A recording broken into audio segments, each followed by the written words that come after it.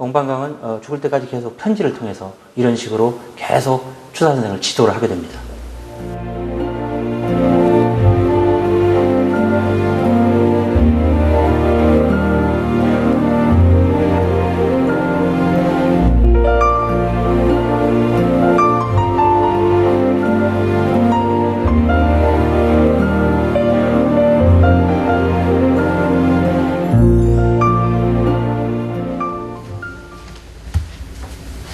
편지를 통해 배운 청나라 고증학의 정신과 방법을 추사는 자기화했으며 토착화하는 작업을 게을리하지 않았다.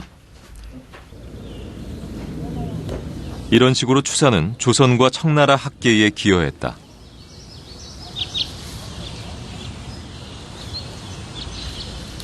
추사는 스승에게서 머물지 않고 옹방강을 넘어서서 그걸 담계를 넘어섰다. 그죠? 그리고 연원, 그래서 완원을 줄을 잡았다. 이렇게 되는 거죠. 그래서 두 스승의 어떤 그런 것을 넘어서서 자신의 어떤 그런 새로운 그런 학문적인 어떤 생각이라든가 그 다음에 예술적인 성취라든가 이런 쪽으로 나가게 됩니다. 배우고자 하는 마음이 강했기에 추사의 교류 상대는 점점 늘어났다. 옹방강의 제자 중에서도 금석학의 제1인자로 손꼽히는 섭지선도 그중 한 명이다. 섭지선은 연경에서도 구하기 힘든 희귀 탁본들을 추사에게 보내주었다. 이러한 옛날 비문의 연구는 결국 금석학과 추사체의 완성에 결정적인 밑거름이 되었다. 중국의 비문을 접하게 되면서 추사는 우리나라의 옛 비문을 조사하기 시작했다. 1816년 7월, 추사는 벗 김경연과 함께 북한산 비봉에 올라갔다.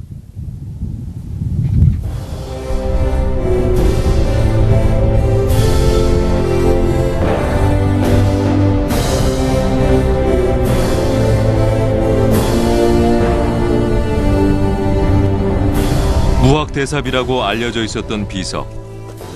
추사는 비바람에 마모된 비문을 탁본하여 면밀히 살폈다. 그리고 이 비가 신라 진흥왕 순수비라는 사실을 확인했다.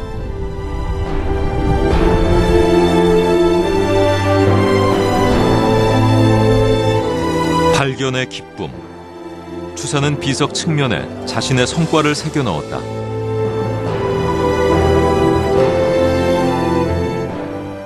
중국에 다녀온 다음에 굉장히 그 실사구시적인 그러니까 학문의 어떤 그 확실한 근거에 의해서 글씨를 쓰고 확실한 근거에 의해서 이야기를 하는 실제로 그 답사해가지고 바로잡는 그런 일들을 했어요. 가령 북한산에 있는 그 무학대사의 비라고 알려진 그 비를 가서 실제로 탐사를 해보니까 그것이 진흥왕의 순수비였어요. 신라 때 쓰여진 글씨들이 중간에 오면서 많이 굴절이 되고 잘못 쓰여지고 있고 그랬는데 이분은 그 옛날에 그 비석이라든지 그런 거인데 남아있는 옛날에 확실한 글씨체들을 그 탁본에다가 잘못 쓰여지고 있는 그런 글씨들을 바로잡아서 올바르게 쓰는 그런 일들을 했습니다. 추사의 면밀한 비교 분석을 통해 비로소 제 이름을 찾은 신라 진흥왕 순수비.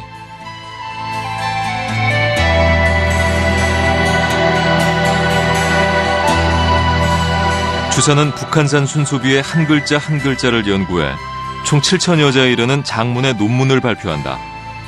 그것이 바로 금석과 안록이다. 당시 조선에서는 금석학이라는 게 학문으로 존재를 하지 않았습니다. 단지 금석문 탁본이라는 것은 뭐냐면은 취미로 모으거나 아니면은 그 글씨가 좋으니까 글씨를 공부하기 위한 수단으로 모았던 거지 이 금석문이 가지고 있는 가치를 연구하고 하는 경우는 거의 없었어요. 추사 선생의 이러한 그 연구와 노력은 바로 당시 조선에는 존재하지 않았던 금석학이라는 학문을 새롭게 만들어낸 그런 아주 중요한 역할을 했다고 할 수가 있습니다. 금속학자로서 추사는 전국을 누볐다. 1817년 경주로 간 추사는 심심산골에 있는 암곡동 무장사를 답사했다. 801년에 세운 것으로 추정되는 무장사비를 찾기 위해서였다. 운 좋게도 추사는 풀섭에 깨진 비석의 파편을 발견한다. 추사가 직접 발굴해낸 비문들은 조선 금속학의 새로운 장을 연다.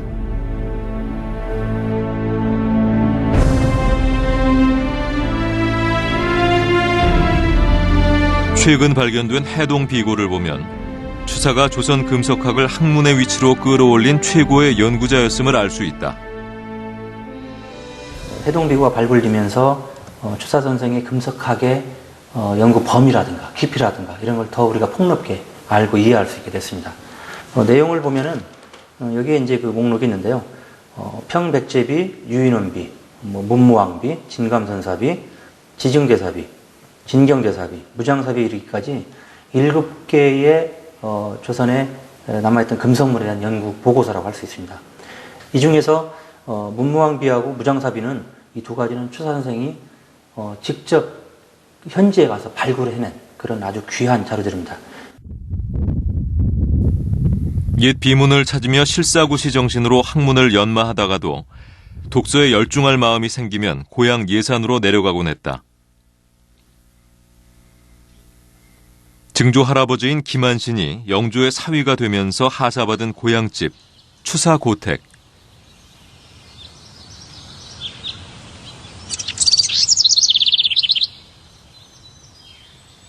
높은 계단을 깔고 앉아있는 소슬대문을 들어서면 사랑채, 안채, 사당이 동서로 들어서 있다.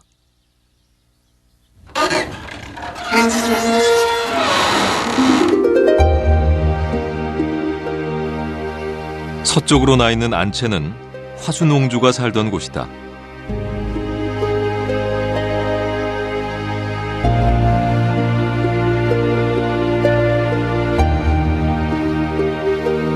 여섯 칸 대청과 두 칸의 안방, 그리고 건넌방, 부엌, 광 등을 갖춘 미음자형으로 전형적인 영남지방 대갓집 형태다.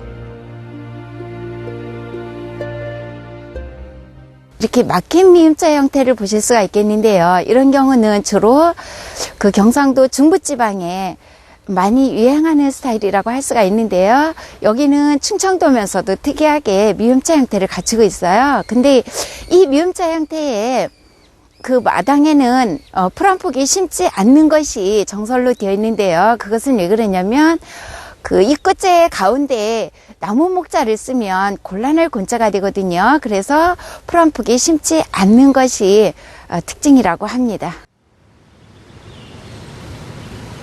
한층 낮은 동쪽에는 기역자의 사랑채가 있다. 그 안마당에는 성년이라 새겨진 돌기둥이 세워져 있다.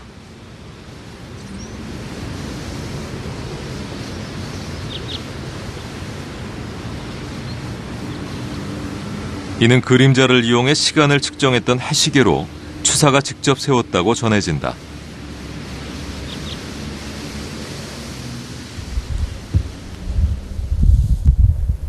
추사의 가문은 조선 후기의 세도가인 경주 김씨 집안. 이는 추사가 출세할 수 있는 유리한 환경이었지만 나중엔 가화를 입는 굴레가 되기도 한다.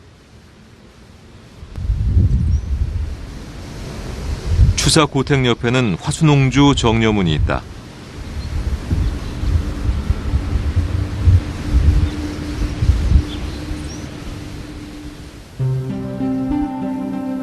영조는 사위가 죽은 후 딸이 곡기를 끊었다는 소식을 전해 듣는다. 먼 길을 마다 않고 예산까지 내려온 아버지는 밥을 먹으라고 임금으로서 명했지만 뜻을 거스르고 남편의 뒤를 따른다. 비록 왕의 뜻을 거스르고 생을 마감했지만 화순옹주는 조선 왕조 왕실의 유일한 연료로 기려지게 된다.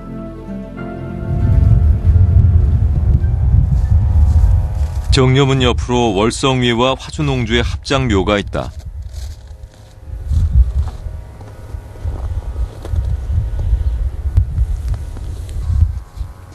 영조의 각별한 사랑을 받았던 큰딸과 사위,